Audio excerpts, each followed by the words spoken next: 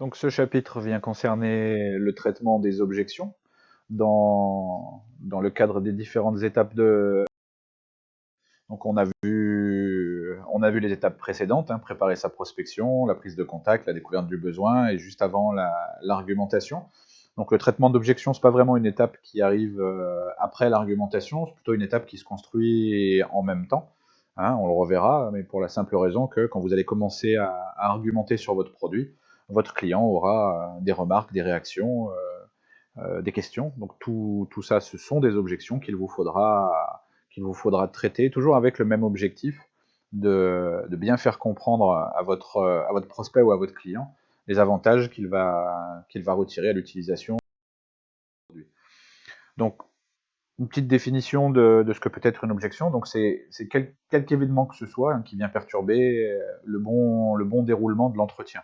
Donc, les objections, elles peuvent prendre différentes formes, des questions, des remarques, des affirmations. Donc, tout un tas d'éléments qui vont venir étayer ou déranger votre argumentaire et auquel il va falloir trouver une réponse, toujours euh, pour maintenir une bonne écoute de votre client, pour maintenir le climat de confiance et pour pouvoir présenter au mieux. Donc, on a vu, hein, ça peut être différentes questions, mais ça peut être également certains gestes, certaines postures. J'ai noté aussi des silences qui peuvent parfois en dire long.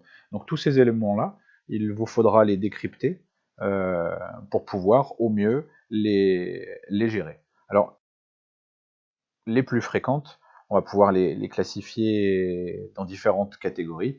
Vous avez l'objection d'insatisfaction, souvent quelqu'un qui vous connaît ou qui a déjà une idée préconçue de la solution que vous allez pouvoir lui apporter.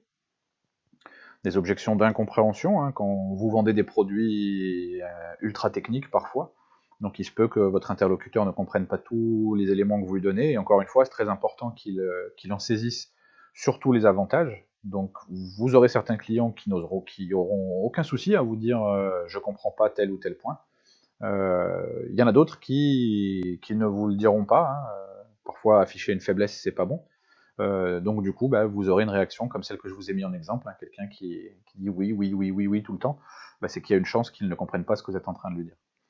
Le doute, la réflexion, donc oui, il sent bien que votre produit pourrait lui apporter quelque chose, mais il a peur de céder. Il a un matériel qui fonctionne très bien, sa solution A fonctionne très bien, et il aime bien votre solution B, mais il a peur d'y aller. Ça peut être aussi des objections plutôt superficielles qui ne sont fondées sur rien et qui peuvent parfois revêtir l'aspect d'une simple provocation. L'amour-propre, chose que vous allez vivre durant votre carrière, c'est-à-dire bah, des gens qui pensent savoir ce que votre produit a de bon ou de moins bon, des gens qui pensent savoir mais qui se trompent. Autre élément, bah, des objections de dérobade ou de fuite. Hein. Je ne sais pas comment vous dire que je comprends rien, je ne sais pas comment vous dire que j'ai pas de budget, je ne sais pas comment vous dire que votre boîte ne me plaît pas, donc on va essayer de trouver autre chose. Un autre type d'objection très connu sont les objections qu'on appelle fausses barbes, où là l'idée c'est plutôt de gagner du temps pour faire partir le commercial au plus vite possible. Les objections d'information ou d'achat, donc ça c'est des objections qui sont plutôt positives, même si je vous redirais que toutes les objections sont positives, donc des objections qui montrent un réel intérêt de votre interlocuteur à l'égard de votre solution B. L'objection préjugée, encore on l'a dit juste avant, ça peut être aussi là encore une objection où il pense savoir mais il se trompe, ou il a des préjugés sur vous, il a des préjugés sur votre machine, etc. Et puis enfin la dernière, elle apparaît en rouge parce elle peut être bloquante, c'est l'objection fondamentale, donc il n'a pas besoin de vous. Voilà. Il sait déjà où il va acheter, ou il sait qu'il n'a pas besoin et qu'il ne va pas acheter. Et ben celle-là aussi, elle est un petit peu plus dure à traiter, mais elle se traite pour partir dans... Donc je l'ai évoqué juste à l'instant.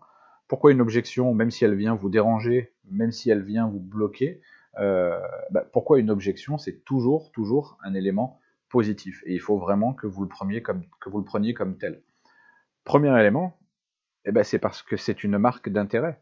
Si votre consommateur, si votre client ou votre prospect n'en a absolument rien à faire de ce que vous êtes en train de lui présenter, il ne posera pas de questions. Donc le fait qu'il pose des questions, le fait qu'il ait des réactions, des objections, c'est qu'il n'est pas insensible à ce que vous êtes en train de lui dire.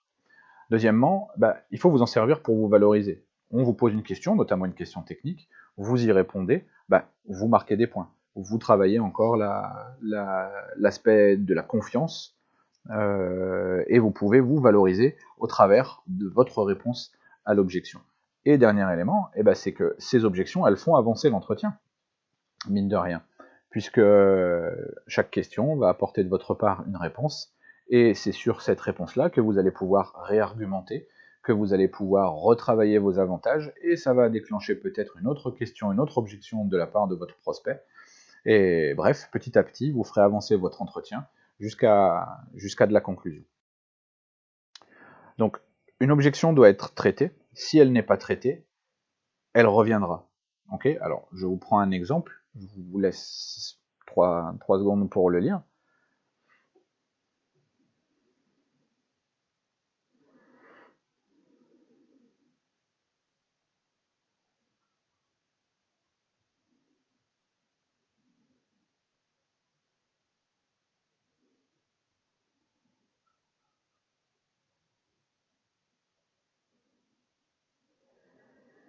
Donc les éléments techniques qui sont dans ce petit exemple, ça, bien sûr, ils sont inventés, ça ne veut strictement rien dire, mais c'est plutôt là pour schématiser et pour illustrer le fait que finalement, sa vraie objection à ce client, c'est de savoir réellement comment ça marche. C'est sa dernière remarque, qu'est-ce que j'ai à faire?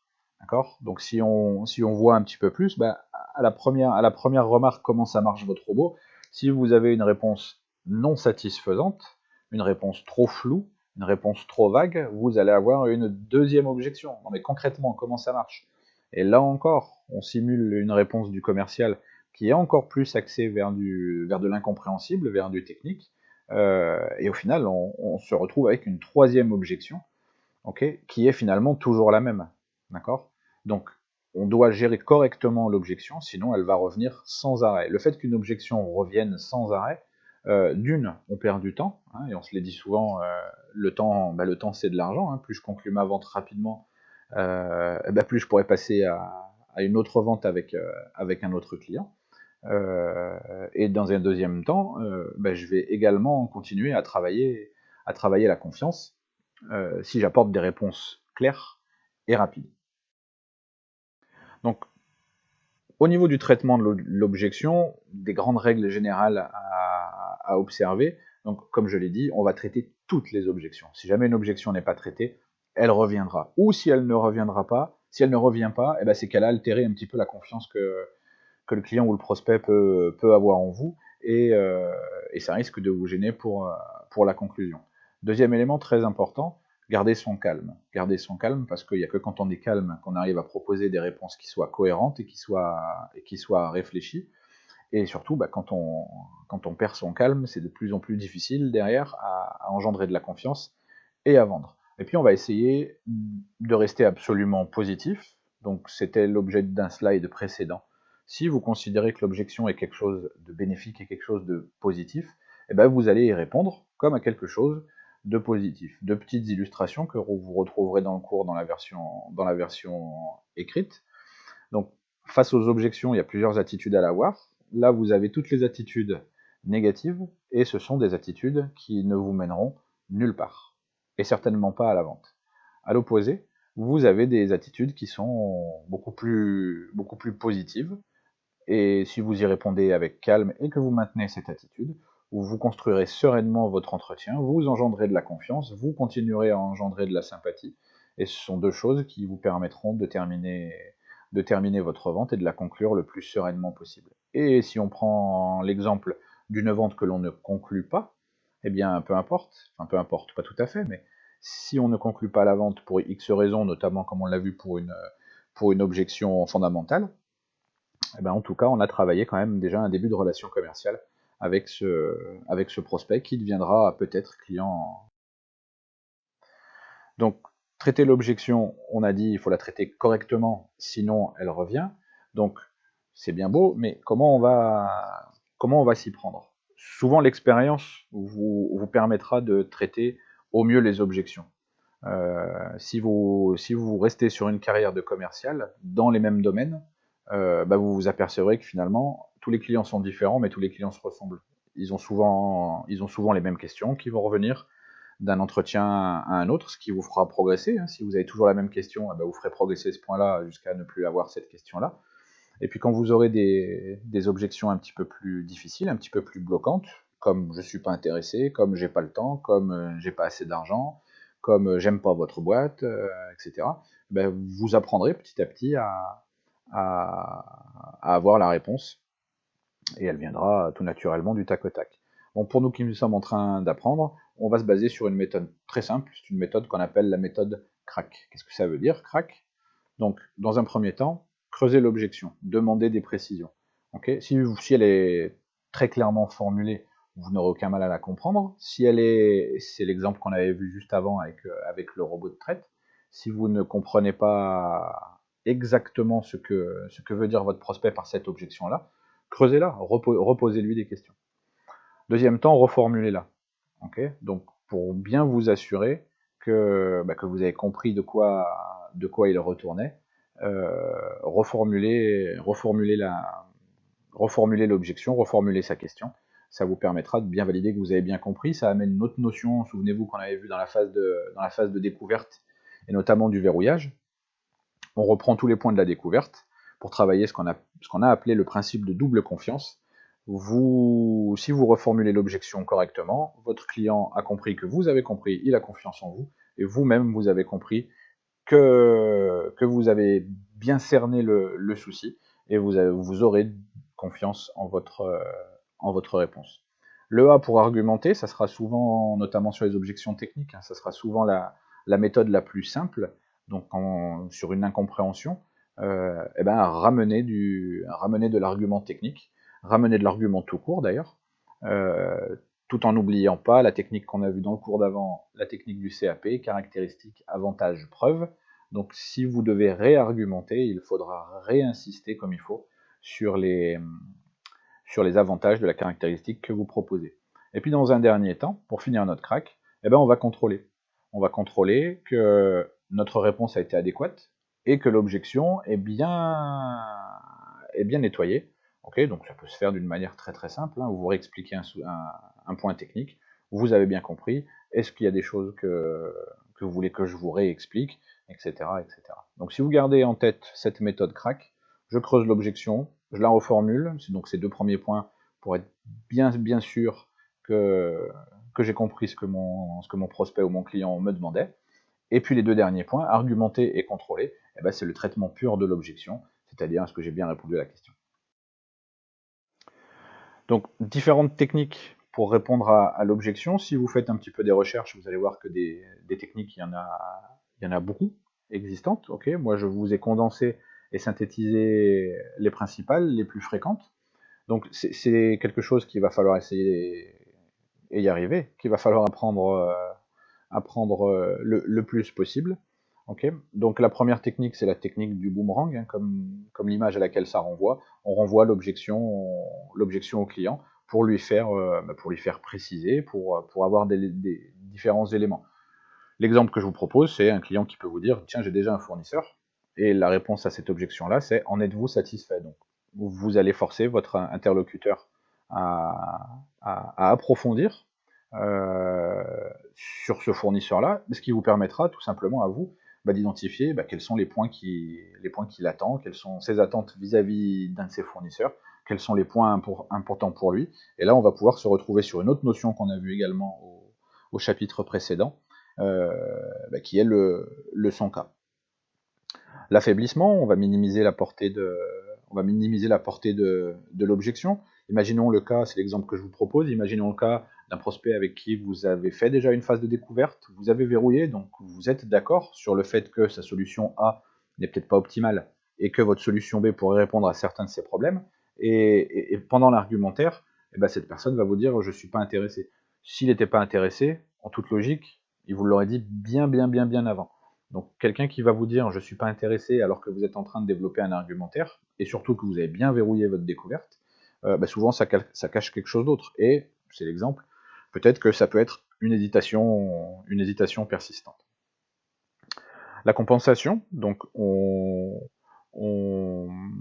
intègre l'objection et on y pose un autre élément bien plus important. L'exemple que je vous propose, c'est votre produit n'est pas très beau. On peut lui donner raison, il n'y a pas de souci, c'est quelque chose d'extrêmement subjectif, surtout lorsqu'on parle de produits agricoles. Mais par contre, très vite le ramener sur d'autres choses, sur les points réellement importants. Okay, je pense à un tracteur, on s'en fout qu'il soit beau, on veut qu'il bosse, et qu'il bosse correctement. Donc vous allez répondre par de la réargumentation essentiellement sur les avantages de ce produit-là. L'écran, on reporte la réponse à l'objection pour réorienter l'entretien. L'exemple le plus fréquent, c'est les objections sur le prix. Le prix sera traité en temps voulu. Donc si votre prospect ou votre client a des inquiétudes concernant le prix, je vous ramène à la notion de balance. Rappelez-vous que on essaye d'éviter de parler prix tant qu'on n'a pas mis tous les avantages dans la balance. Ok, donc c'est là où l'écran va pouvoir intervenir. Oulala, ça doit être cher votre truc. Écoutez, je termine de vous présenter tout ça, et puis ensuite on parle d'argent. On l'a traité, hein, d'accord, on reporte notre réponse à cette objection à un moment propice. Autre élément, le témoignage, c'est quelque chose que vous pouvez, que vous devez utiliser beaucoup. Donc on s'appuie sur des clients existants. Donc si vous avez affaire à un client, ça ne sera pas utile, probablement qu'il vous connaît. Si c'est sur un prospect qui n'a jamais entendu parler de vous et que c'est votre première rencontre, là ça peut valoir le coup de lui présenter quelques clients qui font déjà usage de ce produit-là. L'idéal, quelqu'un qui connaît, hein, autour de chez lui. Mais sinon, vous verrez qu'en vadrouillant les fiches techniques ou les sites internet de vos fabricants, très très souvent, ils utilisent cette méthode du témoignage. C'est aussi un élément de preuve, hein, souvenez-vous, dans l'argumentaire. L'implication, on fait préciser l'objection en envoyant une question au client. Donc, l'exemple proposé, c'est « votre produit n'est pas adapté pour moi ». Donc, on va lui retourner une question pour l'obliger à approfondir un petit peu, ce qui vous aidera à la fois à réfléchir et à la fois à collecter de nouveaux éléments et d'une objection qui peut paraître définitive, ce produit n'est pas adapté pour moi, finalement on va se rendre compte qu'il y a peut-être un ou deux éléments techniques qu'il n'a pas tout à fait saisi ou dont il ne perçoit pas directement l'avantage. Et enfin, l'exagération, c'est une méthode plutôt sympathique, mais comme je vous le note, c'est à double tranchant. D'accord ? Donc on amplifie une objection pour en signifier le non fondé. L'exemple que je vous propose, il vaut ce qu'il vaut, mais votre produit est toujours en panne, ouais, c'est pour ça qu'il est vendu avec un mécano. Donc c'est quelque chose qui peut s'utiliser pour travailler de la sympathie, mais en tout cas, vous venez mettre le doigt sur le fait que l'objection de votre prospect ou de votre client, elle a pas lieu d'être. Okay ? Donc encore une fois, c'est une très bonne méthode, mais à utiliser quand même, après quelques années d'expérience, il faut avoir senti un petit peu l'ambiance du prospect, l'ambiance de l'entretien avant de se jeter sur cette méthode-là. Donc, comme on l'a évoqué juste avant, il y a un type d'objection qui va être un petit peu spécifique, donc ce sont les objections qui vont porter sur le prix. Et vous en aurez. Votre produit, vous pouvez mettre tous les avantages de la Terre, il sera de toute façon toujours trop cher. Je vous rappelle que dans le cadre de votre activité, vous faites essentiellement du B2B, et que le commerce de professionnel à professionnel, il comporte très très souvent, voire quasi tout le temps, une phase de négociation. Donc chaque fois que votre prospect ou votre client va entrer en négociation, il va vous émettre des objections concernant le prix. Donc pour les gérer, ces objections concernant le prix, 4 techniques simples à retenir, c'est les techniques des opérations, donc on va retrouver les 4 opérations courantes, addition, soustraction, multiplication, division, chacune avec ses propres principes. Donc pour l'addition, on va additionner les avantages présentés en argumentaire. Donc oui, votre produit il est beaucoup trop cher, vous pouvez le penser, mais je vous rappelle que tac, tac, tac, tac, tac, et on réinsiste, on retravaille les avantages. De préférence, si c'est une vente de renouvellement, c'est-à-dire qu'il répond déjà à ce besoin au travers de sa solution A, ben, il va falloir réargumenter sur les avantages de la solution B, qui vont arriver bien sûr en plus de la solution que ceux de la solution A. La soustraction, c'est ce qu'on peut faire en salon par exemple, hein. On peut souligner une perte en cas de non-achat.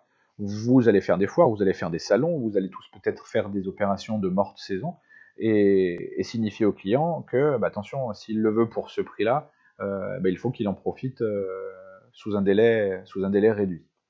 La multiplication, là encore, on va amplifier les avantages en lui montrant ce qu'il va gagner concrètement à l'utilisation de notre produit. C'est l'exemple que je vous propose.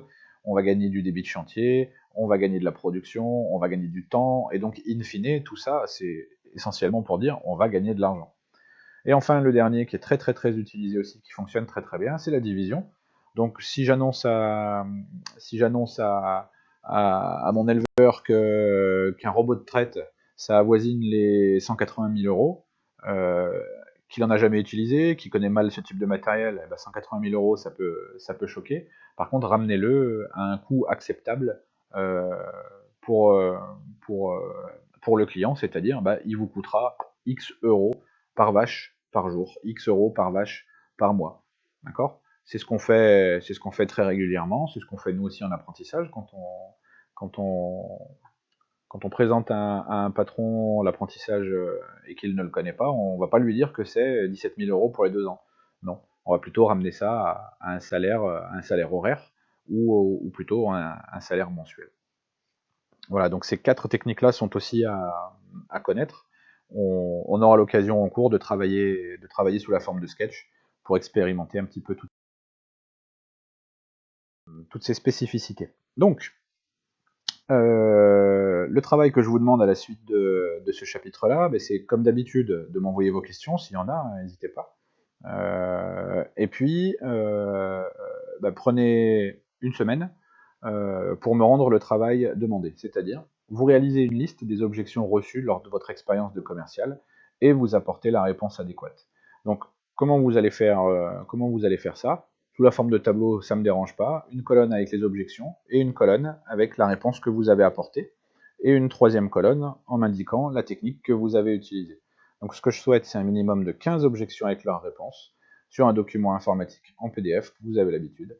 Et si vous avez du mal, à partir de votre propre expérience personnelle, à trouver une quinzaine d'objections, je vous invite à passer 2-3 coups de fil à vos collègues ou à votre maître d'apprentissage pour avoir quelques exemples. Okay, alors l'idée, c'est pas qu'ils vous donnent la réponse, l'idée c'est qu'ils vous disent l'objection ou les objections qui les ont bloquées à un moment donné, et que vous réfléchissiez seul à la réponse apportée à cette objection-là.